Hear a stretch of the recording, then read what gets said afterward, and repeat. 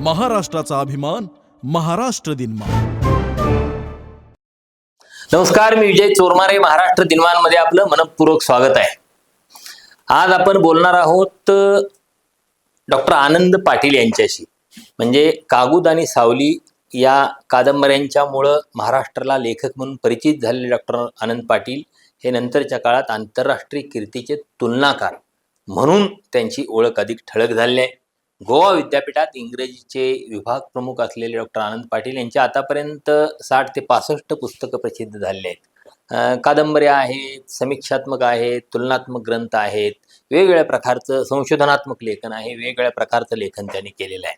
पण आता जो एक त्यांचा प्रकल्प पुढे येतोय तो अत्यंत महत्त्वाचा प्रकल्प आहे. महाराष्ट्र राज्य साहित्य आणि संस्कृती मंडळाच्या अनुदानातनं त्यांनी सांस्कृतिक अभ्यासासंदर्भातला एक प्रकल्प हाती घेतला होता आणि तो प्रकल्प पूर्ण झालेला आहे आणि 3 खंडामध्ये तो प्रकाशित केलेला आहे महाराष्ट्र राज्य साहित्य आणि संस्कृती मंडळानं. 3 खंड, साधारण 2000पेक्षा अधिक पानांचे हे 3 खंड आहेत. 2100 पर्यंत पानांचे हे 3 खंड आहेत. सांस्कृतिक अभ्यासासंदर्भातले खंड आहेत. सांस्कृतिक अभ्यासाची पुनर्मांडणी करावी लागेल अशा प्रकारची मांडणी डॉक्टर आनंद पाटील यांनी या 3ही ग्रंथांच्या मधून केलेले आहे. आणि या 3ही एवढं मोठं काम कोल्हापूरच्या एका संशोधकानं, लेखकानं केलेलं आहे. त्यामुळं इथल्या त्यांच्या हितचिंतकांनी, मित्रांनी, चाहत्यांनी 4 डिसेंबरला कोल्हापुरात त्यांचा सपत्नीक नागरी सत्कार आयोजित केला आहे. त्याचवेळी या 3ही खंडांचा प्रकाशन समारंभ होणार आहे. त्यानिमित्त आपण डॉक्टर आनंद पाटील यांच्याशी आज गप्पा मारणार आहोत. सर नमस्कार. नमस्कार. पहिल्यांदा तुमचं मनपूर्वक अभिनंदन. महाराष्ट्र दिनमानच्या वतीनं महाराष्ट्र दिनमानच्या स्टुडिओमध्ये तुमचं स्वागत. आणि अभिनंदन अशासाठी की एक फार मोठा प्रकल्प तुम्ही पूर्ण केलाय. का बऱ्याचदा असे मोठे प्रकल्प येतात आणि कुठल्या तरी टप्प्यावर अडथळा येतो आणि थांबतात, पण तुम्ही अत्यंत नेटानं हे 3 प्रकल्प पूर्ण केले आहेत आणि त्याचा प्रकाशन समारंभ आपण होतोय. पहिल्यांदा तुम्ही एक म्हणजे काय यातून काय सांगितलंय, या ग्रंथांच्या मधून, या सांस्कृतिक अभ्यासामधून तुम्ही काय मांडणी केली आहे ते जरा सुरुवातीला या 3ही खंडांच्या संदर्भातली किंवा तुमच्या या अभ्यास विषयाच्या संदर्भातली प्राथमिक ओळख करून द्या. नमस्कार. आपला सर्वांचं मी आधी आभार मानतो. याचं कारण असं आहे की कोल्हापुरामध्ये अशा तऱ्हेचा एक कौतुकाचा सोहळा सपत्नीक साजरा होईल असं माझ्या स्वप्नात सुद्धा कधी माहीत नव्हतं. शंकर पाटलांची मला आठवण येते की पुण्याच्या साहित्य संमेलनामध्ये त्यांनी उल्लेख केला सुरुवातीलाच, मराठी ग्रामीण साहित्याचा उगवता सूर्य कागुदवाला आनंद पाटील असं नामकरण केलं माझं आहे असं म्हटलं होतं. पण पुढं मात्र योगायोगानं काय झालं, मला संशोधनाकडे वळावं लागलं. वळलो मी आणि माझा एक मित्र इथं PhD करत होता. त्यामध्ये मित्राबरोबर मी डॉक्टर गुरुप्रसाद ठाकूर हे हिंदी बेल्टचे माणूस ह्या गाईडकडे गेलो भेटायला. मला त्यांनी नवल वाटलं त्यावेळेला की तुम्ही पाटील आत्तापर्यंत काय वाचलं, अभ्यासक्रमात कुठली इंग्रजी पुस्तकं होती त्या व्यतिरिक्त काय वाचलं आणि काय लिहिलं याबद्दलची 3 पानं लिहून पाठवा आणि मला 3 महिन्यानंतर भेटा. ही माझी पहिली परीक्षा होती. मित्र, मी आज अभिमानानं सांगतो, ते बिचारे वारले आहेत. कैलासवासी गुरुप्रसाद ठाकूर डबल PhD वाला माणूस होता आपल्या विद्यापीठामध्ये. आणि मी भेटल्यानंतर त्याने सांगितलं, पाटील तुमचं इंग्रजी वाचन त्या तुलनेनं थोडं कमी वाटतं, त्यापेक्षा तुम्हाला मी विषय सुचवेन तो असा की मराठी नाटकावरील पाश्चात्य प्रभाव 1818 ते 1947. धक्कादायक प्रकरण होतं हे. तो वादाचा विषय ठरला, त्याचा तर मला खोलात जायचं नाही. पण माझं भाग्य या विषयानं उजाडलं. मी PhDला करत असतानाच 5 वर्षातून एकदा भरणाऱ्या शेक्सपियर मेळाव्याकडं एक प्रस्ताव पाठवला. त्यांच्या होतं ते निमंत्रणामध्ये, किंवा तुम्ही परदेशामध्ये शेक्सपियर कसा स्वीकारला गेला याच्यावर निबंध लिहा. मराठीमध्ये मी संशोधन करत असल्यामुळं पेपर मी पाठवला, शेक्सपियर्स इम्पॅक्ट ऑन मराठी. मला त्यावेळेला संधी मिळाली युरोपात जाण्याची. मी खरं सांगतो, पेपर मी थोडा घाबरतच तयार केला होता इंग्रजीमध्ये, परंतु त्याचा तज्ज्ञ होता कॅनडातला डॉक्टर होनीगर म्हणून. त्यांनी बऱ्याच दुरुस्त्या सुचवल्या. तेव्हा माझ्या हळूहळू लक्षात आलं की माझं अज्ञान उघडं पडत आहे. मित्र हो, ही समग्र या ग्रंथाकडे जाण्याची प्रक्रिया आहे की मी किती अडाणी आहे, तसा का झालो हे कळण्याची प्रक्रिया ती होती. फार मोठा प्रक्रिया सगळं तुम्हाला ऐकायला मिळेल. मी लवकरच आता लाईफ नॅरेटिव्ह ज्याला म्हणतात, आत्मकथन शब्द वापरणार नाही, चरित्र शब्द वापरणार नाही, आत्मचरित्र तर मुळीच नाही. हे सगळे शब्द त्या संदर्भातले आज वापरातून गेले आहेत. आणि त्याच्यावरची 4 पुस्तकं मला एका माझ्या मुलीनंच पाठवलेली आहे. ही अण्णा वाचा आणि मग तुम्ही लिहायला घ्या. तर ही प्रक्रिया किती गुंतागुंतीची आहे बघा. जेव्हा तुम्ही आंतरराष्ट्रीय विचार करण्याची सवय लागते तेव्हा सतत वेदना जाणवतात की असं का, हे असं का, हे असं का. सोडू येतच ही गुरुप्रसाद ठाकूरांनी सांगितलेल्या विषयावरचा प्रबंध माझा 850 पानावर गेला. आपणाला सांगायला अभिमान वाटेल की बऱ्याच वेळेला आंतरराष्ट्रीय कीर्तीचे आनंद पाटलाच्या माझ्या मित्रांनी तसे उल्लेख करतात तेव्हा त्यांना प्रश्न विचारला जातो, आम्हाला कसं माहीत नाही आणि काय उजेड पाडला. हे बोलायला नको वाटलं, पण हे खरं आहे. मला पुरावा मागण्यात आलेला आहे. पुण्यामधल्या संपादकाला माझ्यावरती विशेष काम काढायचं होतं, शैलेश त्रिभुवनला. त्यावेळेला त्याने मला लिहिले की सर विरोध होता आमच्या स्टाफमध्ये, तुमचा काय पुरावा आहे. ती जाऊ त्याच्या खोलात जात नाही. मी त्याच्याकडं अमेरिकेतल्या लेखकाचा, माझ्यावरच्या लेखकाचा जो मला जन्मात भेटलेला नाही त्याचा लेख पाठवला, म्हणतो भाषांतर घेऊन छापा. तपशील मोठा आहे की आपण किती लहान असतो त्या मानानं. माझ्या घरचं उदाहरण सांगतो मित्र, आपण आपल्या माणसावर विश्वास ठेवत नाही. तो हुशार असेल, वेगळा काहीतरी असेल त्याच्यामध्ये गुणवत्ता, ही आधी विश्वास ठेवत नाही, ती परंपराच नाही आपली. उदाहरणार्थ अतिशयोक्तीने बोलतो माझ्या आधी, याचं कारण मला पार्श्वभूमी तयार केल्याशिवाय हे ग्रंथ कळणार नाही. एका सेकंदात सांगतो, माझ्या नातवाचं वय गेल्या वर्षी होतं 13 वर्ष. तो 7वी इंग्लिश मिडियम स्कूलमध्ये पुण्यात शिकतो. त्याच्या आईनं त्याला सांगितलं, बाळा अमेरिकेत एक स्पर्धा आहे जागतिक पातळीवरची की 15 वर्षाच्या आतल्या मुलाला भीती कशी वाटते याच्यावर फक्त 50 पान लिहायची. ती गोष्ट असू दे, कादंबरी असू दे. मित्र, हे कौतुकात जाहिरात म्हणून सांगत नाही. मराठीत एक म्हण आहे, बाप से बेटा सवाई. मी तुम्हाला सांगेन की बाप से आजोबाशे पोता सवाई, नातू सवाई. हे सिद्ध करणारा प्रसंग माझ्यावर उडवला. असा इतका तो चमत्कारिक होता की त्याला मे मध्ये इथं आणून सोडतात भांडणं. आम्ही त्यांना परंपरेनुसार लाठी काठी शिकायला पाठवली आणि त्याच्या आईनं मात्र त्याला सांगितलं होतं की तू असं असेल, मला काही पत्ता नाही, मी वरच्या जाऊन माझी अभ्यासाची खोली आहे. आता प्रसंग एवढाच करतो की माझे दात एकदाच आयुष्यात पडलेले आहेत आणि ते पाडणारा माझा नातू आहे आणि माझी पत्नी आहे.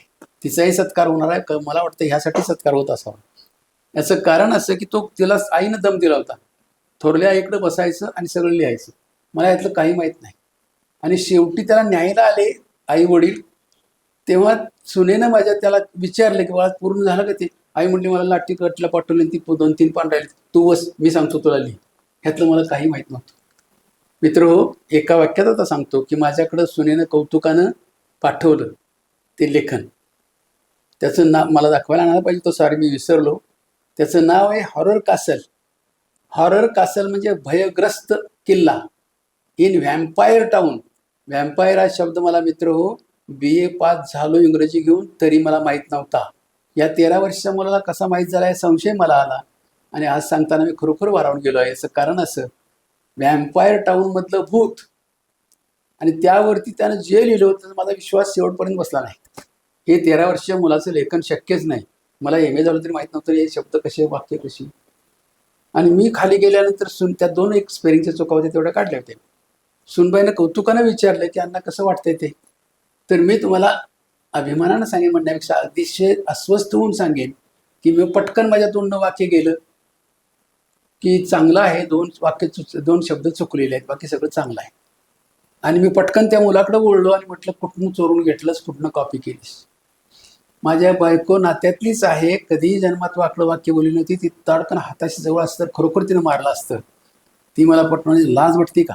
जन्म गेला पुस्तकात डोकं घालून. या पोरानं कुठलाही कागद हातात घेतलेला नाही, माझ्या समोर बसून लिहिलेलं नाही. जाऊ द्या ते सगळं. त्या 50 पानाचं पुस्तक छापून आल्यानंतर मी रात्रभर छातीवर ठेवलं होतं. आणि मित्र, मला इतका आनंद झाला की विश्वस्पर्धेमध्ये माझा नातू आला. याचा अर्थ माझं आडनाव मला 75व्या वर्षीपर्यंत माहीत नव्हतं.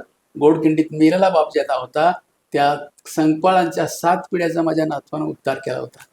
ही उदाहरणं अशी हळूहळू माझ्या कुठेतरी भिनत गेली असली पाहिजेत. आणि मी त्या तुलनात्मक साहित्यामुळं तो प्रबंध 2 भाषेत पूर्ण झाला, प्रसिद्ध झाला. आणि मलाही माहीत नव्हतं, एका मित्रानं मला एका पानाची झेरॉक्स कॉपी पाठवली. अहो सर, केम्ब्रिज विद्यापीठानं काढलेल्या पुस्तकामध्ये तुमच्या प्रबंधावरती एक अख्खं पान अपर्णा धारवाडकडनं लिहिलेलं आहे अमेरिकेतल्या. बापरे, त्यालाही मराठीतला तर पुरस्कार मिळालाच होता. अतिशय ते करत नाही. हे सगळं तुलनाकार हे त्याला डबल वाचन करावं लागतं. तुलनाकार निर्भय असावा लागतो. अशाच तरुण मुलानं तुलनाकार हा सगळं जुनं मोडत असतो, हे लक्षात घ्या. त्याच्या काहीतरी वेगळ्या परी, वेगळं ज्ञान. तुलना हे ज्ञानाचं साधन आहे. तुलनेशिवाय नवज्ञान जन्मत नाही. आणि आपण तर एका सांस्कृतिक इतिहास असा आहे आपला की वेदबंदी, धर्मबंदी तुलना करू नये, एकमेकांशी सुद्धा तुलना करायची नाही. याच्या उलट आहे, म्हणजे त्याची किंमत मोजावी लागते. तुम्हाला आता विनोद म्हणजे मध्येच गंभीर बोलत नाही. एक क्लॅडिओ गलियन नावाचा स्पेन मधला तरुण होता. तो असाच तुलनात्मक साहित्याकडे वळला आणि त्यानं पुस्तकाला नाव दिलं the challenge of comparative literature. त्या तुलनात्मक साहित्याचं आव्हान. आणि ते पेलायचं कसं, तर पहिले त्याच्या प्रस्तावनेतलं वाक्य सांगतो, संपवतो. फार सुंदर पुस्तक आहे, फार अभ्यास आहे, त्यानं रक्त ओतलंय त्यात आपलं स्वतःचं. तो म्हणतो, तुलनाकार त्याला म्हणावे. हा शब्द आधी मराठीत माहीत नव्हता लोकांना. मला विचारायचं तुलनाकार म्हणजे काय, तर मग तो अभिमान वाटायचा, कारण ग्रामीण लेखक होतो मी, त्यापेक्षा प्रमोशन मिळालं होतं. तो म्हणतो काय की तुलनाकार त्याला म्हणावे ज्याच्यापासून सख्खे मित्र लांब पळतात, कारण तो नको त्या गैरसोयीच्या तुलना करतो. आणि शत्रू त्याला ठोकायला सशस्त्र होऊन येतात, कारण तो फारच दुर्गंधीमय तुलना करतो. सो कम्पॅरिझन्स आर ओडियस, हा इंग्रजीमध्ये म्हण आहे. तुलना या दुर्गंधीमयच असतात. त्याच्यामध्ये कुठंतरी तर कसला तरी वास व्यक्तीला वाचणारा येतो. असला मी उद्योग पत्करला. आणि तुलना म्हणजे वैरी उत्पन्न करण्याची कला, अशी दुसरी व्याख्या आहे. पण मूळ या तुमच्या ग्रंथाचा सारांश मला हवाय. काय तुम्ही मला सारांश देतो असा की रिटायर व्हायला लागलो तोपर्यंत पुस्तकं बरीचशी वेगवेगळी ह्या क्षेत्रातली प्रसिद्धी केली. काही ना, आता टीका वस्त्रहरण नावाचं पुस्तक आहे, त्याला राज्य पुरस्कार मिळाला. मला त्याने म्हणलं होतं, वस्त्रहरण शब्द आहे, पण तुकाराम महाराजांनी वस्त्रहरणाचे म्हणजे माझ्या लेखनाला कुठंतरी आपल्या मातीतले पाय आहेत तसे वागवत असताना उत्क्रांती आहे. विचाराच्या उत्क्रांती होताना सेवानिवृत्त गोव्यातून व्हायचे. मी नांदेडला आलो आणि मोकळा वेळ मला गोव्यात फार मिळायचा, त्यामुळं चिंतन फार चांगलं झालं होतं. मला डायरी लिहायची सवय आहे. ते जाऊ द्या.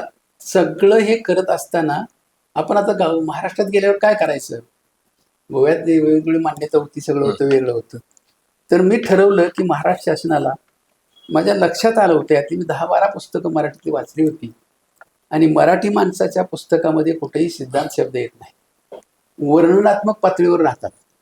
आणि हे अनेकांनी आक्षेप घेतलेले आहेत. हे असे, त्याला मी अज्ञानाचं उत्पादन असा एक लेख लिहिलेला आहे श्रीपाद भालचंद्र जोशीच्या गौरव ग्रंथामध्ये. तू नेहमी संस्कृती म्हणतोस, अध्यापनाबद्दल काय ते लिहून दे मला. आणि त्यांनी छापला तो धाडसा, फार चांगला आहे. दुसरे मला सांगतो, माझ्या लेखनाचा मूळ आधार इमॅन्युअल कांट नावाच्या माणसाचं एक पुस्तक मराठीत आलेलं आहे भाषांतर, परंतु त्याचा मूळ सिद्धांत मला सापडला वेगळ्या पुस्तकात. तो असा आहे की लोक समूह, प्रदेश किंवा अखंड देश गुलामगिरीच्या ताब्यात ठेवायचा असेल, मुठीत ठेवायचा असेल, तर अज्ञानाचं उत्पादन करावंच लागतं. कधी जन्मात धक्का बसला मला, आम्ही तर ज्ञानाचे उत्पादक, इंग्रजीचा प्राध्यापक, धक्काच बसला ते वाचून. अज्ञानाचं उत्पादन होतच असतं आणि ते करावेच लागते. मग मी विचार केला आपल्या कसं आहे. मग ती ही सगळी पुस्तक घेतली, तर सणवार, विधिमंत्र, मग विधिमंत्रावर मला एक प्रबंध मिळाला. आणि मी त्या आउटलाईननं ते बघत गेलो आणि म्हटलं महाराष्ट्र शासनाला प्रस्ताव कळवावा. आणि याला मूळ कारण सांगायचं झालं तर मी सिलेबस वाचत होतो, हा विषय कुठे शिकवला जातो. मी तर तुलनात्मक साहित्य शिकवलं गोव्यामध्ये. आणि S.K. कुलकर्णी डॉक्टर म्हणून होते कर्नाटकातले, खरं ते माझे हेड. त्यांनी मला इतकी प्रेरणा दिली की पाटील तुम्हाला तास कमी पडतात. S.K. कुलकर्णी माहिती कथाकारी चांगले होते ते कन्नड मधले, ते नव्हे. ते नाही, S.K. कुलकर्णी इंग्रजीचा प्राध्यापक, ते S.K. देसाई नाही, ते S.K. देसाई इथले. हा, हे गोव्यात होती. मला हे बरं हजर झाल्यावर मला आश्चर्य वाटलं सर, त्यांना अरविंदोवर PhD केल्यामुळे. अरविंद आध्यात्मिक होते पांडुरंग. तर त्यामुळे त्याची वृत्ती आध्यात्मिक होती. हजर झाल्यावर प्रांजळपणे त्यांनी सांगितलं, पाटील 1-4 तास कमी पडतात, आपण विषय सुरू करूया ते नवे. इथले एस.के. शांतीनाथ देसाई इथं मुंबई इथं शिवाजी विद्यापीठात होते. शांतीनाथ देसाई इथं शिवाजी विद्यापीठात होते वेगळे. हा ते ते लेखक होते. तुमचे ते माझा एस.के. परिचय होता चांगला, हा आणि त्यांचा उल्लेख माझ्या इतर लेखनात आलेला आहे. फार अभ्यासू माणूस होता. तर हे डॉक्टर एस.के. कुलकर्णी कर्नाटकातून तिथं आले होते. PhD केली होती अरविंद यांच्यावर. आणि मी हजर झालो तेव्हा म्हटले पहिल्याच मीटिंग मध्ये, पाटील तुम्ही लेखक आहे असं मला कोणतरी सांगितलं, तर आपण एक नावाविषयी सुरू करूया. सृजनात्मक लेखन, क्रिएटिव्ह रायटिंग, सिलेबस तुम्ही शोधा, तुम्हीच तयार करा. एवढं स्वातंत्र्य मला पूर्वी कधी मिळालं नव्हतं आयुष्यात. ठरलेली दिलेली विषय शिकवतो आपण. तर ते म्हणते तुम्ही टॉपिक ठरवा. मी ओपन युनिव्हर्सिटी दिल्लीची त्यांची सगळी पुस्तकं आणि ते मिळवलं, सगळं सिलेबस तयार केलं. तुम्हाला आश्चर्य वाटेल सर, की एस.के. कुलकर्णी एवढा प्रांजळ होता की त्याने हिस्ट्रीच्या लोकांना, अर्थशास्त्राच्या लोकांना, अशा इतर लोकांना पत्र पाठवलं की आमचा नवा रीडर म्हणून आलेला आनंद पाटील लेखक चांगला आहे आणि तो क्रिएटिव्ह रायटिंग सुरू करतोय, तुमचे विद्यार्थी पाठवा. अर्थशास्त्राचे सगळे इंटरडिसिप्लिनरी झाला माझा वर्ग, आणि सर्वात त्या विद्यापीठात लोकप्रिय त्याने केला. आणि तुलनात्मक साहित्य मी माझे PhD MPhil तिथं 6 झाले, 6 2 3 9 सगळ्यांना मी तुलनात्मकच अभ्यास करायला लागलो. हे माझं त्याचा फायदा इथं झाला. कुणाला काय विषय दिला वगैरे ते सोडून देऊ आता. तर मित्र, याची नोंद बघा कसं असतं, तुम्ही काम करता गावात पण दखल घेतली जाते देवाच्या देवालयात कुठल्या तरी. तसं UGC विद्यापीठ अनुदान मंडळाची तज्ज्ञ कमिटी असते, ती 4-4 वर्षानंतर कुठल्या विद्यापीठात काय चाललंय याचा शोध घेते. त्यांना ती विलक्षणच वाचले दोन्ही पेपर. त्यांनी खास नोंद घेतली गोव्यामधला प्रयोग म्हणून, ती वाचली. पुण्या विद्यापीठात चर्चेत कुणीतरी कोतापल्ल्याने मला फोन केला, काय ते चावटपणा केला, कुठे पेपर सुरू केलीस काय? इकडे कोणी ते शिकवत नाहीत, प्रत्येक लिस्ट असते फक्त, पण शिकवत नाहीत कोणी. तर ते सृजनात्मक लेखनाचं पुस्तक. तसे मित्र तुमच्यासारखे हितचिंतक सुद्धा जबाबदार असतात पुस्तकाच्या निर्मितीला. त्यामुळे मी सृजनात्मक लिहिलं लेखन, आणि त्याच्या आधी पाटलाची लंडनवारी पुणे विद्यापीठात लागलं होतं, त्यामुळे माझ्यावर लक्ष होतं त्या लोकांचं तिथल्या बऱ्यापैकी. तर ते मी काढलं पुस्तक, त्याला राज्य पुरस्कार मिळाला. आणि नंतर लोक म्हणू लागले की मराठीमध्ये असं पुस्तक नाही. मी कौतुक करतो म्हणून नव्हे, तर तुलना झाली. नासी फडक्यांचं प्रतिभा साधन होतं, त्यावर आत्र्यांनी खटला केला होता इंग्रजीचं भाषांतर आहे. तर माझ्या नशिबानं तसा खटला झालेला नाही. असं कारण ते पुस्तक मी काय शिकवलं त्या पोरांच्या काय म्हणतात ग्रहपाठावर आहे आधारित, आणि त्यात कसे ते ग्रहपाठ लिहायचे, मला काय परिणाम व्हायचा, सगळं ते पुस्तक असंच आहे. गमती एक कथा कशी लिहिली, प्रवास लेखन कसं करावं. प्रवास वर्णन मराठीत शब्द आहे, वर्णन नाही. आता प्रवास लेखन हा शब्द तयार झाला. तर नवे नवे शब्द माझ्या पुस्तकात, या पुस्तक सुद्धा जड वाटतात लोकांना, याचं कारण फार नवे शब्द मी आणतो. तर मगाशी म्हटलं ते चरित्र नाही, ते सगळे शब्द बाद झालेले आहेत. आणि लाईफ रायटिंग किंवा लाईफ टेलिंग अशा तऱ्हेचे प्रकार आलेत नवीन. त्याच्यावर MA डिग्री दिली जाते 2,500 विद्यापीठात. मग मी सिलेबस बघताना लक्षात आलं की संस्कृती अभ्यासाचा शब्द आहे. माझं लक्ष लगेच गेलं, म्हटलं एका संस्कृतीचा अभ्यास होऊ शकत नाही, 2 संस्कृती लागतात, उपसंस्कृती लागतात. तर एक संस्कृती कुठंच नाही पृथ्वी तलावर, शुद्ध संस्कृती तर नाहीच आहे, असे 100 पुरावे देऊ शकेल. तर मी विचार करायला लागलो, ह्याच्यावरती म्हटलं पर्याय शोधला पाहिजे. आपण शोध पुरवल्याशिवाय लोकांना पडणारही नाही, नुसतं म्हणून काय करायचं. तर संस्कृती अभ्यास एकवचनी, आणि एक तर धक्का बसला त्याच्या पलीकडं की एका प्रतिष्ठित अलीकडे निघालाय तो अंक, समीक्षेवरचा अंक आहे, नाव सांगत नाही मी. त्या अंक मी सहज चाळला, मला भेट येत होतो साहित्य संस्कृती मंडळाचा माजी सदस्य असल्यामुळं ते जुने अंक येतात. तर त्यात एक लेख आढळला मला, संस्कृती अभ्यास, आणि कंसात लिहिले कल्चरल स्टडी. म्हणजे सांस्कृतिक हे विशेषण आहे. एवढं सुद्धा या डॉक्टरेट नाव डॉक्टर लावणाऱ्या माणसाला दुसरे एक मला पथ्य या पुस्तकात पाळलेलं आहे, तुम्ही शिराल कदाचित. मी कुणालाही, मला सुद्धा पदवी लावलेली नाही. कुठल्याही लेखनात, वृत्तपत्रातल्या, निबंध, या पुस्तकातल्या कुणाचीही पदवी लावायची नाही, त्याच्या पुस्तकाने बोललं पाहिजे असा नियम प्रगत देशात आहे. तोच मी तत्व अवलंबलेला आहे. यामुळं या पुस्तकात कोणाचंही नाव साधं छापलेलं आहे मी, आणि त्यांच्या लेखनाचं माझ्या दृष्टिकोनातून विवेचन केलं आहे. प्रत्येक वाक्याला दुसरं एक सुधारणा सांगतो, इथं कदाचित गैरसमज होऊ नये म्हणून सांगतो, मी हात जोडून सांगतो की मी या प्रस्तावनेमध्ये सुद्धा या नव्हे, शहाजी राजा शब्द वापरत नाही मी, सम्राट त्या नव्हता शब्द तिकडं, पुरावे आहेत तेच 10-12, शहाजींना या पुस्तक लिहिले ते मराठा साम्राज्य सूर्य वजीर शहाजी भोसले एका मोठ्या माणसानं ज्यानं शिवाजीवर पुस्तक लिहिले वगैरे त्यानं मला SMS केला आणि म्हणजे तुम्ही आमच्या राजाची बदनामी केली. मित्र माझी हात जोडून विनंती आहे, या पुस्तकामध्ये वाचत असताना तुम्ही काळाचा संदर्भ विसरू नका. उदाहरणार्थ त्यांना मी उत्तर पाठवलं, मी तो शब्द वापरलेला नाही. शहाजी राजांनी आदिलशाहशी करार करताना करारात शब्द घातला की तेच पद मला दिलं पाहिजे. ते का मागितलं? तर मित्र आता खुलासा करतो, एका वाक्यातली पुढे जातो. इतकं तुलना तुम्हाला खोलात नेतात, अक्षरशः नाक तोंड तुमचं बंद होण्याची वेळ येते. हे मी तरी कसं पटवून घेतलं? या ठिकाणी त्यांनी करार करताना म्हटलं, याचं कारण असं होतं की राजा हा दुय्यम दर्जाचा असतो, सम्राटाच्या किंवा ते मुघल सम्राटाच्या हाताखालचा राजा एक पदवी आहे. आणि फारसी डिक्शनरी त्याचा अर्थ काय बघा, धक्का बसेल तुम्हाला. मान्य आहे मला, आपल्या परंपरेत राजा देव होता, पण ह्या म्हणतात काय, राजा म्हणजे आमच्या साम्राज्याशी निष्ठ, साम्राज्याशी एकनिष्ठ असणारा गुलामाचा शूर मुलगा. किती घातक आहे शब्द. तर काळाच्या संदर्भातच अर्थ शोधावे, नाही शोधले तर मी इथं वाक्य वाचून तुम्हाला धक्का बसेल की मराठी भाषा अतिशय मागास आहे. कारण आता ढोल बडल जातात वेगळे. अभिजात भाषा म्हणतात, मागास कशी म्हणतात? सॉरी, मी म्हणतो ना ऐका की. हा, उदाहरणार्थ पदवीदान म्हणता तुम्ही, शब्द कसे आहेत ते बघा. आम्ही, आपण, तुम्ही.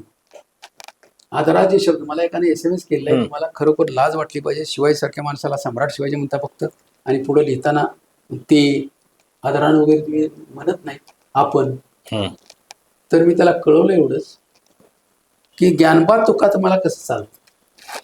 ज्ञानबा तुका प्रेमाच आहे, ते वारकऱ्याचे, ते साधा आहे.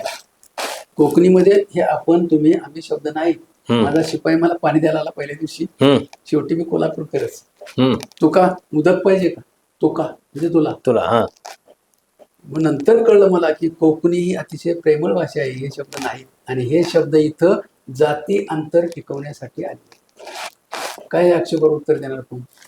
इंग्रजीमध्ये पोरग बापाला म्हणतं व्हॉट आर यू डुईंग, ते तुम्हाला चालतं. मी एक प्रयोग केला सर, तुमच्याकडे ते आलं तर नाही माहित नाही मला. This is the key to success या वाक्याचं भाषांतर करा. This is the key to success. 100 लोकांना ते पाठवलं, बँकेतल्या प्राध्यापकांना, विद्यार्थ्यांना, वेगवेगळ्या गटात, वेगवेगळ्या जाती धर्माच्या. आणि एक खुलासा करतो, आत्मप्रौढी नव्हे, गोव्यामध्ये वावरल्यामुळं आणि इतरत्र वावरल्यामुळं माझी सर्व पुस्तकं ही सर्व जातीच्या लोकांना अर्पण केलेली. आणि मला या इतिहासाकडे नेणारा शिवाजी, सम्राट शिवाजी, महाराष्ट्राला माहीत नसलेले सम्राट शिवाजी, नंतर हे कांबळे नावाचं पोरग आहे, वकील आहे ते मिलिंद कांबळे, राधानगरीचं, त्याला पुस्तक अर्पण केलं. कारण त्याने इतकं सहकार्य केलंय मला हे सगळं लिहित असताना. या पुस्तकाची दुरुस्ती तुम्हाला खरं सांगतो, कौतुक सुरुवातीलाच त्याचा मी मुद्दाम 2 मुसलमान टायपिस्ट घेऊन राधानगरीला हे पुस्तक दुरुस्त केलेलं आहे व्याकरणाचं. आणि त्याचं टायपिंग 3ऱ्या वेळी केलेलं आहे. म्हणजे हा प्रकल्प कसा उत्कृत काय ते उत्क्रांत झाला आहे बघा. इव्होल्युशन आहे खरोखर, आणि नंतर ते इव्होल्युशन करणार आहे भावी पिढ्यात. भावी पिढ्यांना साधना हातात दिल्याशिवाय ते तरी काय करणार. नुसत्या घोषणात बुडलेला फक्त महाराष्ट्र आहे असे यात एक वाक्य. हे इतकं उत्क्रांत होईल असं वाटलं नव्हतं. मी प्रस्तावामध्ये 2च खंड दिले होते आधी. इतका विस्तार 600 पानाची वेळ असे नव्हतं. आपल्या सिलेबसमध्ये, अभ्यासक्रमामध्ये संस्कृती अभ्यासाची नाव आहेत. ते आधी मी कळवलं महाराष्ट्र शासनाला, व हे जरा दुरुस्त पर्याय काहीतरी सुचवली पाहिजे. आणि मी असाच त्यांचा एक फॉर्म आहे प्रिंटेड, त्याला मी 50 नावं कळवली होती. या विद्वानांनी जे काम केले ते मला महाराष्ट्राला माहिती द्यायचं आहे. जगातले इथं अमेरिका आणि इंग्लंडच फक्त नवे बेटावरची सुद्धा उदाहरणं घेतली. आफ्रिका, विशेष म्हणजे मुसलमानांचा अरबपंथी जे आहेत त्या अरब कंट्रीजमध्ये आपल्यामध्ये जे शब्द नाहीत असे शब्द आहेत. पुस्तकाचं नाव साधं सांगतो एक, आणि ते सुचले कोणामुळं, गांधीजींच्या हिंदवी स्वराज्य म्हणून. हे मला गंमत आहे सगळी. तुलना इथं असते. तो मुलगा तरुण त्याने ते वाचलं आणि तो त्यांना नाव दिले a plague from the west, पश्चिमेतला आलेला प्लेग. आणि पुढे शब्द वापरलाय टॉक्सिफिकेशन. मग मी तयार केलं काय की तो असा म्हणतो आहे, रशिया कधी गुलाम झाला नव्हता, चीनी पूर्ण गुलाम नव्हता झाला. मग गुलाम देशांची संस्कृती आणि समीक्षेचे ग्रंथ इतके झालेले जबरदस्त नव्हे की साधा शब्द वापरणं गुन्हा आहे. त्यांच्यातला. हम्म. उदाहरणार्थ मी एका चर्चासत्रात एक शब्द उदाहरण दिलं होतं, तर लगेच रिॲक्शन आली होती वेगळी. मी शब्द वापरला होता कल्चरल इंडस्ट्री. हम्म. साधं उदाहरण तुम्हाला का केलं याच्यामध्ये. तर त्याच्यामध्ये महाभारतावर PhD केलेला एक प्राचार्य PhD वाला सिनियर माणूस उठला आणि म्हटला, पाटील तुमचे शब्द माग घ्या, निषेध करेन. हम्म.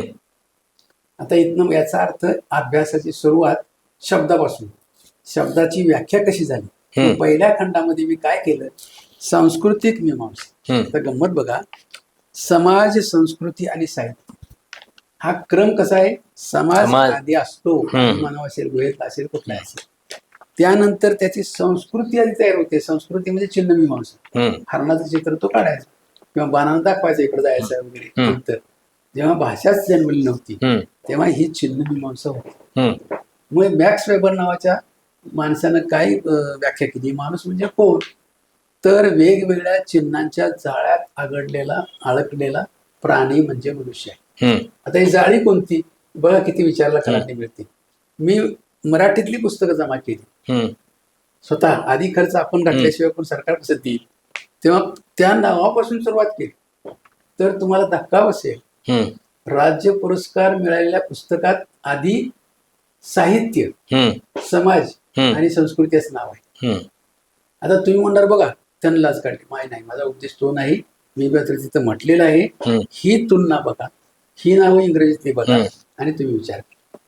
आधी असं जाणीव केली की माझा उद्देश एवढाच आहे, मराठीचं ज्ञान तुम्हाला सगळं आहे असं मी गृहीत धरतो. त्यात कोणाचाही जास्त उल्लेख आणणार नाही, फक्त मी एकासमोर एक उभा करणार. मग मी काय केलं, संस्कृती या शब्दाचा इंग्रजीतले अर्थ काढले, इथं ते समोरासमोर मांडले. मराठीतले सगळे अर्थ धार्मिक आहेत. त्यात कुठंही, आता तुम्हाला सांगतो, जर्म कल्चर, वर्म कल्चर, आमचा प्राध्यापक वर्गात शब्द वापरतो प्लांट कल्चर, याची भाषांतर संस्कृती शब्द वापरून केली तर मारायला उठतील लोक. जंतू कल्चर, जंतू संस्कृती, हे जर मी म्हटलं तसा तो शब्द मागे म्हणणार होता, त्याला मी फक्त एवढंच म्हटलं, आडोर्नो नावाच्या जर्मनीतल्या लेखकाचा पुस्तकाचं नाव आहे कल्चरल इंडस्ट्री, आणि ते मी इकडं लाभ केलंय. माझं काहीच नाही याच्यामध्ये. तसं मी एका त्या पुस्तकात लिहिलेलं आहे की प्रत्येक वाक्य मी आयुष्यभर पुराव्यानंच बोलेल अशी शपथ घेतली, आणि ती मी या पुस्तकात कट्टोकट पाळायचं ठरवलं. कारण एक व्याख्या मला मिळाली अशी की इंग्रजीमधील 2-3 शब्दापैकी सर्वात जास्त ज्वालाग्रही शब्द कल्चर आहे. इंग्रजीमध्ये 2 शब्द आहेत. हा पहिला प्रश्न मला पडला, कल्चर अँड सिव्हिलायझेशन. मग 2 शब्दाचा एकच शब्द मराठीत कसा, आणि तो कसा आला, तर तो ज्यांनी 1925 मध्ये भाषांतरित केलेला शब्द आहे.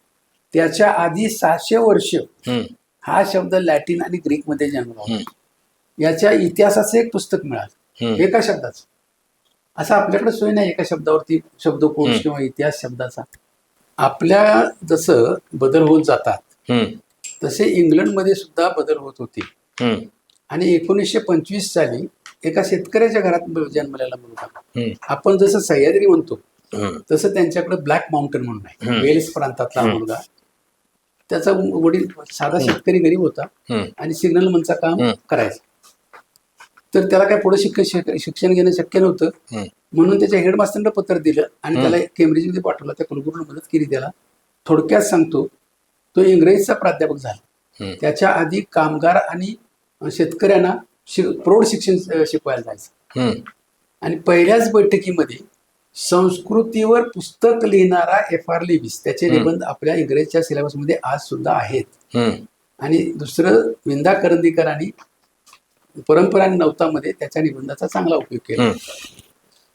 तेव्हा हा उच्चभ्रू वर्गातला माणूस ब्रिटन मधला, हाही ब्रिटिशच, वेल्स मधला, त्यानं पहिल्याच मीटिंग मध्ये प्रश्न उपस्थित केला की तुम्ही सर, मान्य आहे मला तुमचं करिक्युलम सिलेबस, पण याच्यामध्ये माझा माणूस, माझी भाषा, माझा प्रदेश नाही. साधं उदाहरण सांगतो. ते म्हटले तुम्ही आणायचं आहे. म्हणून त्यानं पहिलं पुस्तक लिहिलं, त्याचं नाव आहे कल्चर अँड सोसायटी. ते वाचून मग अक्षरशः धक्क झालो. तो म्हणतो उच्च आणि नीच अशी कल्चर नसते, सर्व कल्चर सर्वसाधारणच असते. ते ठरवणारे तशी ठरवतात आणि ते सिद्ध करणार. कल्चरची माझी साधी व्याख्या आहे ती सुद्धा सांगतो तुम्हाला त्याने दिलेली, आणि हे शब्दाचा अर्थ नंतर सांगेल. त्यानंच तो शब्द शोधला की मुळात कल्चर म्हणजे, किंवा तुम्ही ज्याला सिव्हिलायझेशन म्हणतात, ते आदिमानवाला नांगरीचा शोध लागल्यानंतर नांगरीने मशागत करून पीक काढणे किंवा नवं निर्माण करणे. अरे वा. हा. ही त्याची व्याख्या आहे मुळात. मग इकडं काय 16 संस्कार, म्हणजे कसं जुळवायचं 16 संस्कारात बांधण्यासाठी म्हणून जी व्याख्या केली ती हा म्हणतो काय की हा संस्कृती हा शब्द इंग्रजीमध्ये 2-3 ज्वालाग्रही शब्द आहेत आग पेटवणारे, त्यातला सर्वात मोठा आग पेटवणारा हा शब्द आहे. आता मी तर तळहातावर आग घ्यायचं ठरवलं होतं. मग मित्र त्याचं चरित्र मला वाचायला मिळालं, किती कष्ट घेते ती मला माहित आहे.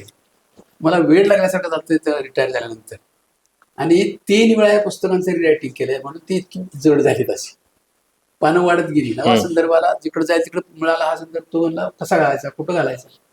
तर मित्र मला कष्ट पडण्याचं वाईट वाटत नाही. आता मला अत्यंत आनंद झाला की कोल्हापूरकरांनी माझ्या गुणाचं चीज करायचं ठरवलेलं आहे 4 तारखेला, आणि त्याच्यामध्ये असे चाहते मित्र आहेत, अनेक आहेत.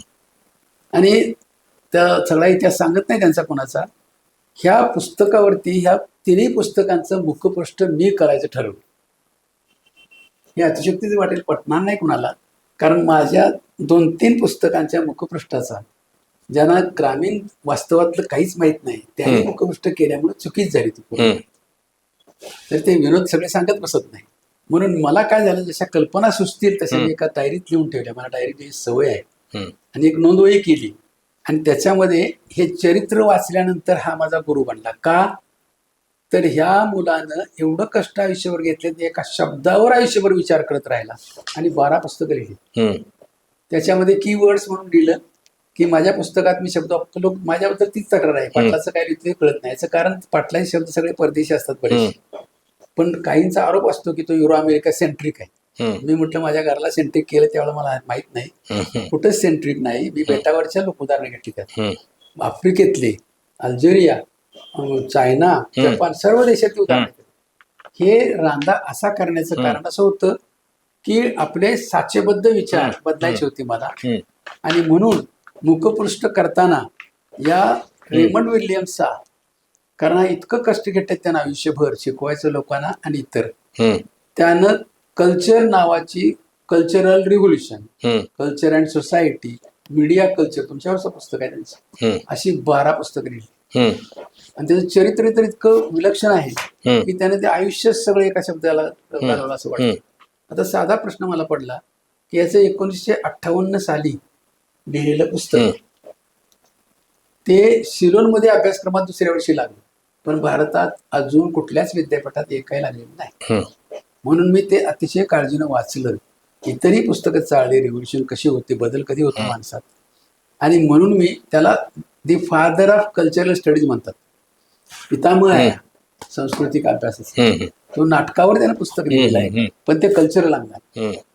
आणि तुम्हाला धक्का बसेल कदाचित, अक्षरशः एका त्याच्या चरित्रकारानं म्हटलेलं आहे की अतिशय शांत माणूस होता, सतत वाचत असायचा, गावाचं खेड्यात जायचा कधी कधी आपल्या, तिथल्या लोकांचं परीक्षण करायचा, आणि कुणालाही त्याला सिद्धांताला बांधला नव्हता. तो थोडासा वेगळा विद्रोही विचाराचा होता, पण यानं इंग्लंड मधल्या सांस्कृतिक लेखन करणाऱ्यांना पुनर्लेखन करायला लागले. म्हणजे ज्यांच्यावर हल्ला त्याचा झाला पुन्हा पुस्तकं लिहिली. T.S. इलियट सारखा नोबेल पुरस्कार विजेताच आहे.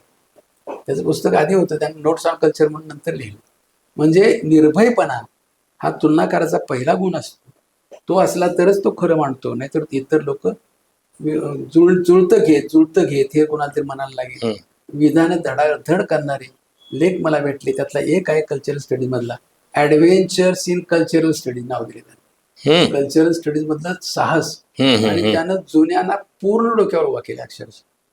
तर हे आपल्यामध्ये होतं का, त्या अर्थानं जुळतं घेतो का, मग यातले अडथळे कोणते आहेत, मग ते जातीचे, पातीचे, धर्माचे कुठले असू देत, ते मी त्यांना तुमच्या पुढे उभा केलेलं आहे. त्यांची पुस्तकं, आणि याच्या एका आहे बघा, त्यात इंग्रजीमध्ये पुस्तक सापडलं, क्रॉबर नावाच्या प्राध्यापकानं सहकार्याची मदत घेतली आणि जगभरच्या व्याख्यात जमा केल्या एकत्र. 10 व्याख्या एका शब्दाच्या, आणि विश्लेषणात्मक पुस्तक तयार केलं. ते मला मिळालं, त्यामुळे मला मोठा आधार मिळाला. इथं व्याख्या इतक्या दिल्या, 200 व्याख्या निवडल्या, कारण सगळंच घेऊन पुस्तक भाषांतर करतो आक्षेप आला असता. 200 व्याख्या मित्र दिलीत. तुम्ही मराठीतल्या व्याख्या सरळ कोणी केलीत नाही. संस्कृतमध्ये आम्ही सगळं संस्कृत संस्कार राखलं जातं. पण तुम्हाला माहितीसाठी सांगतो, फ्रिट्झ स्टाल नावाच्या पोरानं भारतात राहून संस्कृत शिकून मंत्र आणि विधींचा अभ्यास केला. आणि पुस्तकाला नाव काय दिलंय? दिल्लीच आपल्या छापले. दुसरी आवृत्ती तिसरी निघाली त्याची. त्याच्या मूळ पुस्तकाचं नाव आहे, इंग्रजीमधला शब्द घेतलाय, मराठीतला घेतलाय त्यानं, किंवा संस्कृतमधला घेतलाय म्हणा, मंत्राज. त्याचं अनेक क्वेश्चन केलं. मंत्राज अँड रिच्युअल्स. रिच्युअल म्हणजे विधी इन इंडिया, आधीचं नाव आहे. त्यानंतर बदललं त्याचं. मंत्र त्यानं चायनामधले पाहिले, बुद्धांचे मंत्र पाहिले, सगळे देश फिरला जगातले. तर ते पुस्तक छापताना त्यानं नाव दिलं rituals, mantras and rituals, meaningless work. आता जर मंत्र आणि विधीना मिनिंगलेस तो म्हणतोय, तर माझा काय दोष नाही. मी ते शीर्षक दिले त्या ग्रंथाचं आणि आता त्याची उदाहरणं दिली काही. मग भय असतं एक, धर्मभय, कल्चरल भय. आता द फिअर ऑफ कल्चर नावाचं पुस्तक मिळालं दुसऱ्या विद्वानाचं. सगळीच नाव मला आता एकदम आठवणार नाही, पण इतकी यादी मोठी आहे. 60 पानाची निवडक ग्रंथाची सूची दिली. आता उदाहरणार्थ, संस्कृतचा विद्वान तुलना करणारा शेल्डॉन पॉलॉक, याला मी गुजरातमध्ये पाहिलं होतं. फार विद्वान, चांगला शांत अगदी आहे. कॅलिफोर्नियामध्ये प्राध्यापक विभागप्रमुख आहे. त्याने भारताबद्दल 3-4 पुस्तके संपादित केलेली आहेत, लिहिले एक. त्याचा एक लेख माझ्या वाचनात आला, मला धक्काच बसला एकदम. कारण मी इंग्रजीचा प्राध्यापक असून इतिहासाकडे वळलो होतो, आणि 3 पुस्तकं म्हणजे आता इतिहास बेस्ट सेलर म्हणून आहेत. इतका रिस्पॉन्स आला, टीका कोणीही केलेली नाही. उदाहरणार्थ, मी एक शोध लागला मला, या भोसले कुटुंबाला शिवाजी सहित इंग्रजी सहित 6 भाषा येत होते. मला काल त्या वार्ताला ते इतके प्रश्न विचारून नंतर भांडावून सोडलं होतं, याला पुरावे काय वगैरे. ते सगळं सांगणं फार मोठं आहे एक प्रकरण. तर मी पुराव्याशिवाय काही लिहिले नाही, नवे पुरावे शोधलेत. आता शहाजीना त्याच मांडणीचा भाग यात उतरलेला आहे, किंवा आपणाला आपली कल्चर किती अंशी पूर्ण होते हे उपस्थित करून पहिला खंड मी संपवले. त्यानंतर त्यातून उत्क्रांत झालं, किंवा सिद्धांत जगातले मांडल्याशिवाय मराठी समृद्ध होणार नाही. म्हणजे मला सुद्धा ती समृद्धी जाणवली होती. 5 वेळा मी परदेशी गेल्यामुळं ज्या चर्चा व्हायच्या त्या सैद्धांतिक आणि संकल्पनात्मक पातळीवर असायच्या. आणि आपल्याबद्दल दुसऱ्याने काही उपरोधी शब्द तयार केले ते आपल्याला माहित नसतात, ते आलेले नसतात आपल्याला. इतके घाणेरडे शब्द तयार केलेले आहेत आपल्यासाठी, भारतीयांच्यासाठी, किंवा भारतीय व्यवस्थेबद्दल वगैरे. आता भारतात इतर गोष्टी सर्व चांगल्या आहेत, पण फक्त बुद्धीचा दुष्काळ आहे. आता हे वाक्य अंगावर आलं की मला चिड येणार, लाजता आहे. पण त्यानं 600 पानाचं पुस्तक लिहिले भारताच्या धर्मावर. आपण नाकारणार कसं? आधी पुरावे दिले, तोच तंत्र मी वापरलं. त्याचं विधान द्यायचं, कुठं आलंय, कशासाठी आलंय हे तुमच्या पुढे उभा करायचं. आणि मग त्यातून एक नवा, माझे हे पुस्तक लिहिताना काही सिद्धांत उत्क्रांत झालेले, ते इतके गैरसोयीचे आहेत की कुठल्या अभ्यासक्रमात शिकवणं शक्य नाही. तरी पण मी यात ते आणलेत का? तर हे बघा की सांस्कृतिक मीमांसाचा पहिला खंड झाल्यानंतर मी दुसऱ्याकडे वळलो, तो सिद्धांतांच्याकडे. हे मोठं आव्हान होतं. जगभरातले सांस्कृतिक सिद्धांत हा तिसरा प्रकार आणि भवितव्य तिसरा अभ्यासच आहे.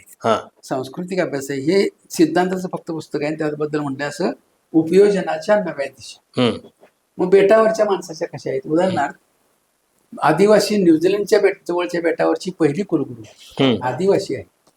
तिनं PhD मात्र अमेरिकेत केली, आणि तिचं पुस्तक लिहिलंय डिकोलोनायझिंग मेथोडॉलॉजी.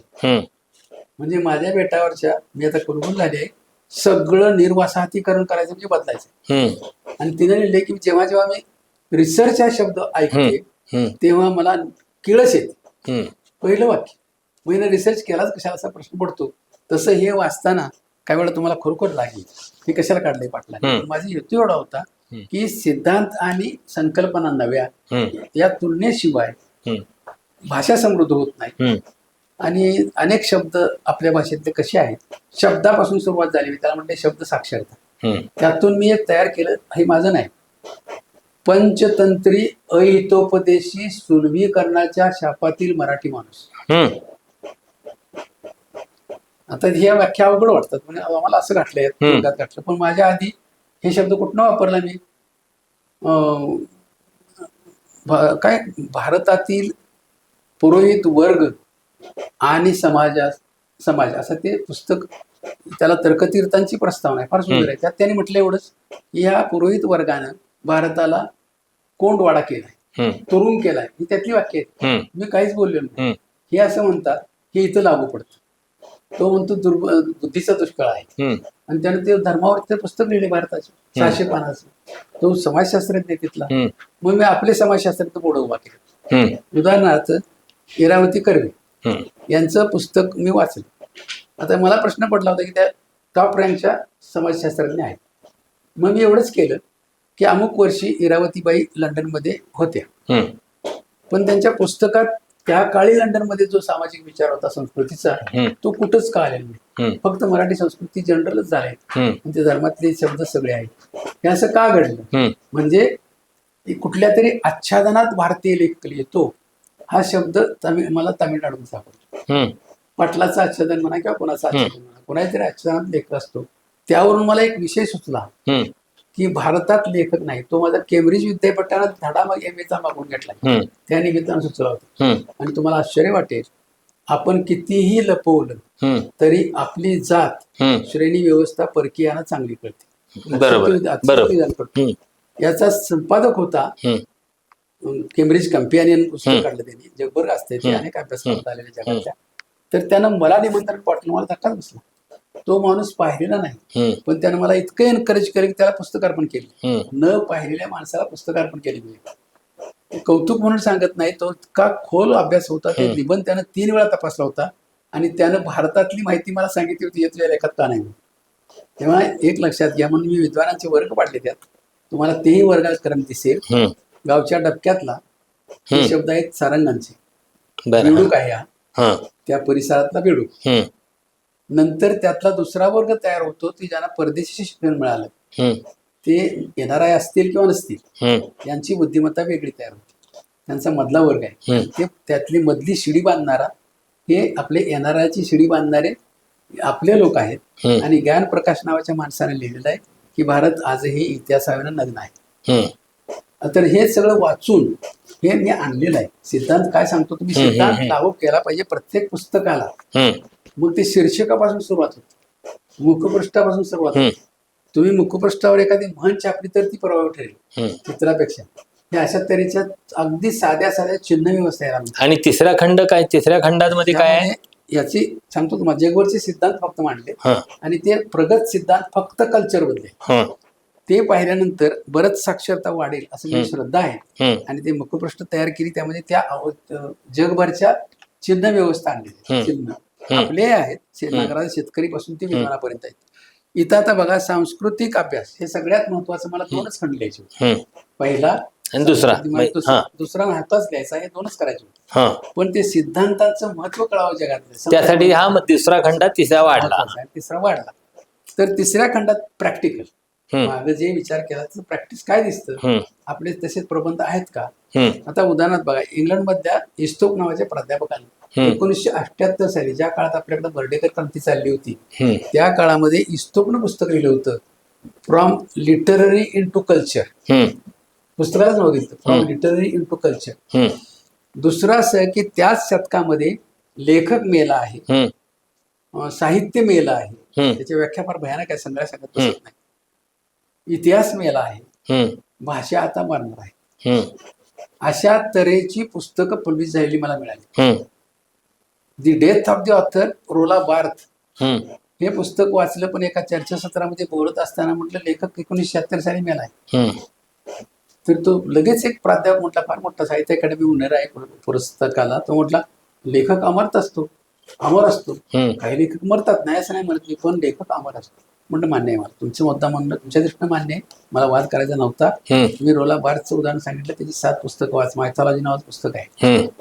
तर त्याला स्ट्रक्चरलिझमचा बाप म्हणतात. स्ट्रक्चरलिझम म्हणजे रचना, यात येते ते सगळं. बरोबर. पण मी यशवंतराव चव्हाणांच्या पुस्तकाला नाव दिलं काय, दंताने रचलेला महापुरुष. त्याला ऑब्जेक्शन काढलं, माणूस कधी रचला जातो.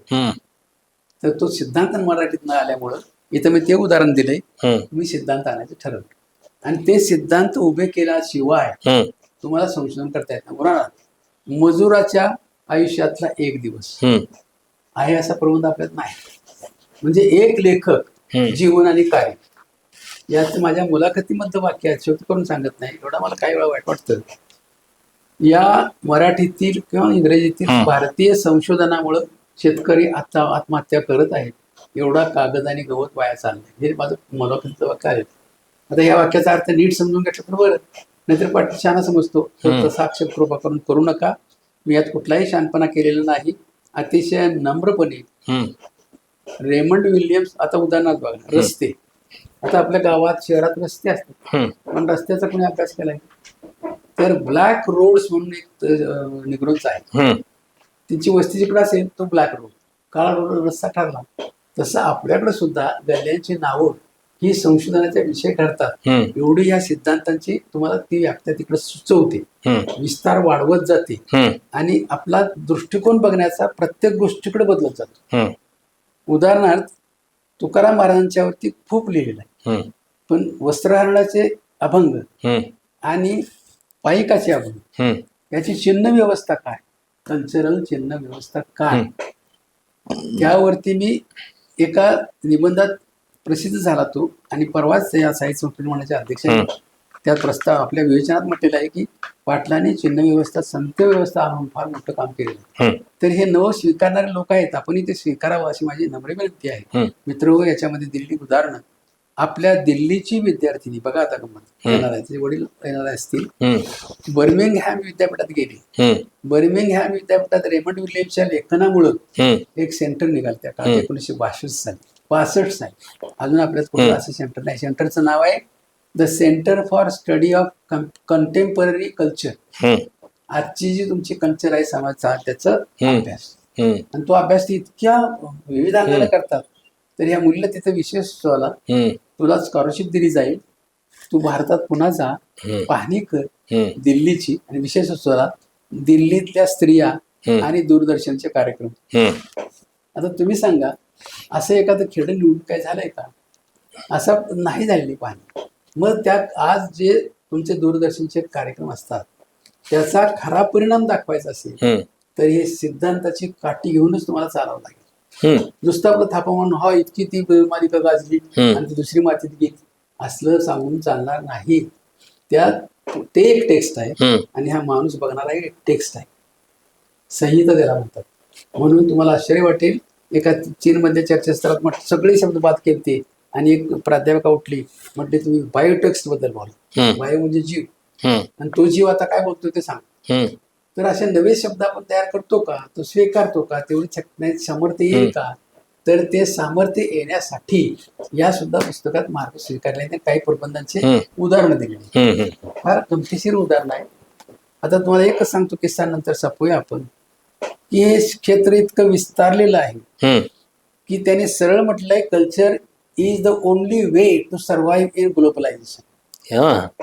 आज ग्लोबलायझेशन मध्ये तुमची भाषा, तुम्ही स्वतः, त्याची मी कोरियामध्ये आणि बँकॉकला 2 चर्चास्त्र राष्ट्रीय पातळीवरची अटेंड केली, तेव्हा मला लक्षात आलं की बऱ्याच गोष्टी बात आहेत, त्या शोधल्या पाहिजे, पाखडल्या पाहिजे अक्षरशः.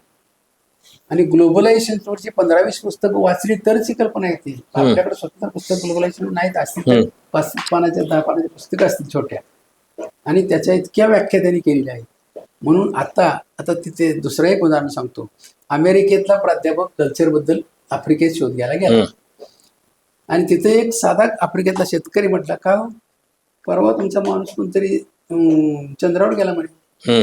फार गमत वाटते मला, ते संस्कृतचं उदाहरण आहे. तो विचार आडा नाही किंवा साधा आहे. मान्य आहे, या माणसाला दुसरा उद्योग नका एवढा खर्च करून त्याला इतका पाठवलंय आणि तर माणसं मरतायत. साधा प्रश्न आहे तो पुढारी नाही, कुठला नेता नाही, काही नाही. तर हे वास्तव, कल्चरच्या वास्तवाला भिडणं हे फार कठीण असतं, कारण आपणाला आदर्शात गुंडाळलेला असतं. हा आदर्श आहे, तो एकदा शिक्का मारला, एकच परंपरा मी पाळलेली आहे, याच्यामध्ये गुरु देवो भव म्हणणार नाही. ग्रीक मध्ये परंपरा आहे, गुरु प्लेटो हम्म, त्याने सिद्धांत मांडला, काव्य हे भावनांचं फारच खत पाणी घालतं, त्यामुळे समाज बिघडतो. हम्म, तो वेगळ्या विचाराचा होता, प्रोग्रेसिव्ह त्याला कम्युनिस्ट म्हणतात, पहिला कम्युनिस्ट. त्याचा शिष्य होता अरिस्टॉटल. हम्म, आणि अरिस्टॉटलनं निबंध लिहिला, हम्म, त्याचं पोएटिक्स लिहिले त्यानं, ते पूर्ण त्याच्या गुरुचं मुद्दे खोडणार आहे. हम्म, त्यानं म्हटलं असं की काव्य हे नकोच मुळी, हम्म. असं म्हणणं टोकाचं झालं. हम्म, पण तेच कॅथार्सिस म्हणजे भावनांचं विरेचन करतं आणि माणसाला अधिक निरोगी बनवतं. हम्म, त्याचंही टिकलं आणि त्याचंही टिकलं, दोघांचंही आज चालू आहे. हम्म, तसं आपल्याकडं मात्र ठराविकच टिकतं. हम्म, याचं कारण काय, ते एका राहिलं असतं, चौकटीत बसवलेलं असतं, हम्म. परंपरेचा गुलाम असतं. म्हणून दुसरा सिद्धांत मी तयार केला. भारतामध्ये लेखक लिहित नाही, हम्म, जातीयकरण होत असतं. त्याला 5 पुरावे दिले. हम्म, आता हा सिद्धांत फार कठीण आहे, चांगला आहे. हम्म, त्याचं जातीयकरण होतं हा शब्दच मला इंग्रजीमध्ये नाही. हम्म, कास्ट शब्द आहे, नाम म्हणून. त्याचं मी क्रियापद तयार केलं. बर. माझा अमेरिकेत लेख प्रसिद्ध झालता एक, त्यामध्ये अँग्लोकसायझेशन हा शब्द तयार केला. ग्लोबलायझेशन नाही, हम्म, भारतात खऱ्या अर्थानं खेड्यापर्यंत ग्लोबलायझेशन पोहोचलेलं नाही, हम्म, म्हणून मी अँग्लोकलायझेशन हम्म, हा शब्द आणि तो स्वीकारला. हम्म, अमेरिकेतल्या काय एम्बसीचा मला मेसेज आला, we have accepted your role म्हणून. मला आनंद वाटला. खरं तसं ते एक प्रयोग केला याच्यामध्ये. हम्म, मी परकीयांचा शब्द वापरताना जसे तसे वापरले नाहीत, नवे शब्दांची भर घालण्याचा प्रयत्न केला, हम्म. नव्या संकल्पांची, सिद्धांतांची. आता हा सिद्धांत खुलासा करतो मी लिहितो. मग मी कसं लिहिणार, तर एक तुमच्या संस्कृतीने मला जसा रचला तसा लिहिणार, हम्म, दलिताला जसा रचला तसा लिहिणार, पुरोहित वर्गातला तसा लिहिणार. दोन्ही बरोबर आहेत, तिन्ही बरोबर आहेत. पण कोण कुणाच्या आच्छादनाखाली लिहितो ते बघा. हम्म, आणि बड्या बड्यांची नावं इथं आली, हम्म, मी ती सांगणार नाही बोलताना, पण तुम्हालाही न कळत धक्का बसेल. हा अमक्याला असं कसं म्हणतो, मी त्याला पुरावा दिला. आता उदाहरणार्थ खलनायक हा शब्द आला एका ठिकाणी. हम्म, हा लेखक तो नामवंत आहे, पण खलनायक आहे. हम्म, 2 लेखाचे नाव घेतले त्यांनी. त्याच्यावर ते परीक्षक सुद्धा थोडे अस्वस्थ झाले होते. हम्म. त्यांनी कळवलं मला, तर मी उत्तर दिलं त्याचं असं, हे शब्द माझा नाही, त्याची पार्श्वभूमी ह्या माणसाचं, हा लेख वाचला तर कळेल, त्याचं नाव दिले. पण तेच नाव 10 ठिकाणी कसं देणार, हे मी प्रथम नाव देतो. म्हणजे संशोधनाची शिस्त सुद्धा आपण कमी पडतो. बरोबर आहे. हा, फोन तसे येतात. आणि म्हणून मी प्रस्तावनेतच लिहिले, कृपा करून ही माझी सूची वाचा, ते सगळं साहित्य वाचा, तुम्हाला पुरावे सापडतील. कारण हे लिहित असताना प्रत्येक ठिकाणी तिथं हजारपणा झाली असते. हम्म, हम्म, नाव हे म्हणतो, तो म्हणतो, अमुक म्हणतो. ते आधी लक्षात ठेवलं तर बरं, पुढचं कळेल. नाहीतर पाटलेच म्हणतो असा अर्थ लावतो. तर तुम्ही माझी नम्र विनंती आहे, तसा अर्थ लावू नका. मित्र हो, हे क्षेत्र विस्तारत आहे आणि literature is a total lie, big convincing lie, अशी नोबेल पुरस्कार विजेता मार्क्वेजची व्याख्या आहे. मोठं खोटं पटवण्याची कला म्हणजे साहित्य. साहित्य म्हणजे अक्षराने सोडलेला विधी, म्हणजे माणूस विधी करतो प्रातर्विधी, तसा प्रातर्विधी या व्याख्या आहेत साहित्याच्या. आणि सत्यम शिवम सुंदरम ह्या घोषणा अक्षरशः मुडीत निघतात. हे वाचलं म्हणजे असं. तर मी काय केलंय, हा लेखक बघा, हा लेखक बघा. आपण ज्याला सिद्धांत म्हणतो तो असा आहे का. दुसरा एक सिद्धांत, शू मेई शी, चीनमधली बाई, अमेरिकेमध्ये PhD करायला गेली, तिच्यात इतकी क्रांती झाली, बदल झाला की तिने 2 सिद्धांत मांडले. रेशियलायझेशन ऑफ लिटरेचर, चीन मधला जो वंश आहे त्या वंशाचं साहित्य आहे. काळ्यांचं जर तुम्ही काळं ब्लॅक लिटरेचर म्हणत असाल तर त्यांच्या वंशाचं लिटरेचर आहे. तसं भारतामध्ये तुम्ही कास्टियलायझेशन का मान्य करत नाही, असा माझा दावा आहे. नंबर 2, आणि संपूया आता. तर ह्या शेवटचा कळस आहे त्याचा, तिसरा, त्याचं नाव अतिशय वेगळं दिलेलं आहे, सांस्कृतिक अभ्यास, जुने नवे प्रकार. ह्याचा जुने नवे, नवा जो आहे तो म्हणतो दिस इज ऍडव्हेंचर. आणि संस्कृतीतल्या इतके संदर्भ यात दिले, हजारो पुस्तकं ते उल्लेख केले आणि मागे यादीत दिलेले. त्या पुस्तकांची शीर्षकं तशीच आहे, फार वेगळी आहे. आणि नवे प्रकार आणि भवितव्य. तर भवितव्य असं आहे की मी तुम्हाला बर्मिंगहॅम विद्यापीठाचं सेंटरचं सांगितलं, त्याच्यामध्ये त्या दिल्लीच्या बाईचा हिंदी दूरदर्शनवरचे कार्यक्रम, याच्यावरचं तिचं संशोधन इतकं वेगळं झालं. तसेच मी संस्कृत, उदाहरणार्थ एक नाव सांगतो पुन्हा, त्याच्या आधीच आहे, संस्कृतीच्या अंगानं बाहेरचे लोक चांगला विचार करतात वेगळा, ते घाबरत नाहीत कोणाला, त्यांना काही घेणं देणं नाही. उदाहरणार्थ नामदेवांच्यावरची PhD, संत नामदेव. शीर्षक आहे का फक्त नाव ह्याचं प्रबंधाचं, history, public memory, bhakti, Namdev and secular religious tradition in India. आता असं नाव मला तरी वाटत नाही महाराष्ट्रातल्या कुठल्या नामदेवांच्या पुढे ह्या अभंग बघा, हे वृत्त असं आहे, ते छंद असा आहे, त्यातल्या प्रतिमा अशा आहेत, असलं जनरल माहिती पण आहे. म्हणून मला वर्णनात्मक पातळीवरून सखोल सिद्धांताच्या पातळीवर नेणारं विचार जन्मावे आणि ते पुढच्या पिढीमध्ये नक्की कार्य करतील, हे या पुस्तकांचं भवितव्य आहे. म्हणून मला चिंता नाही, जे शक्य होतं केलं तसं केलं, करविरी तशी केली वटवट, वाकुडी वा नीट देव जाणे. थँक्यू. धन्यवाद सर, आपण इथं आलात. महाराष्ट्र दिनमानच्या वाचकांना या आपल्या तुमच्या सांस्कृतिक अभ्यासा संदर्भातल्या नव्या प्रकल्पाची माहिती दिलीत. निश्चितच तुमचं काम हे फार मोठं आहे आणि सांस्कृतिक अभ्यासाच्या दिशा विस्तारत जातील, अभ्यासाला नव्या वाटा फुटत जातील अशी अपेक्षा करूया आणि थांबूया. धन्यवाद. थँक्यू.